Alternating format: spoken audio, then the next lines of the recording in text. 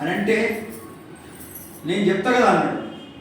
అప్పుడు ఆ కమండలం నుండి కొన్ని నీళ్లు తీసి నా జీవితంలో 5 నిమిషాలు సత్సంగం, అనేకమైనటువంటి సత్సంగాలు నేను చేసిన సత్సంగముల పుణ్యం లోపట 5 నిమిషాలు కరెక్ట్గా నా సత్సంగం యథార్థం నిజము అనేటువంటి ఆ విధంగా ఉండినట్టంటే తప్పక నువ్వు ఇక్కడికి వెళ్ళి కదలచ్చు.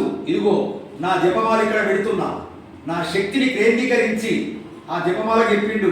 నేనే సత్యవంతుడినైతే, నేనే నియమనిష్టలతో ఉన్నటువంటి వాడిని అయితే, నేను చేసిన సత్సంగంలో 5 నిమిషాలు అతనికి పరిష్కారానికి ఇతన్ని తీసుకొని పోతున్నా, కాబట్టి నువ్వు ఇక్కడ వెలగాల అని అంటే జపమాలను అక్కడ పెట్టిండు. అది సూర్యునిలాగా ఆ జపమాల తిరుగుతున్నది, ఇలా ఇలా తిరుగుతుంది, వెలుగుతున్నదండి.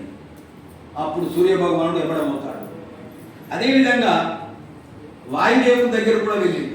వాయుదేవుడు అన్నాడు, నేనేలాగా రావాలా, నువ్వా, ఇదిగో అని ఆయన దగ్గర ఉన్న విసనకర్ర జపమాల ఇచ్చిండు. విసనకర్ర ఊపుకుంటాను ఉంటుంది కదా, ఆ ఊపుకునే విసనకర్రకి చెప్పిండు, నేను 5 నిమిషాల సత్సంగం కొరకు నాకు తగాద పడ్డది, నా శక్తి సామర్థ్యంతో నేను నిష్ఠాగరిష్ఠునైతే ఈ 5 నిమిషాల పుణ్య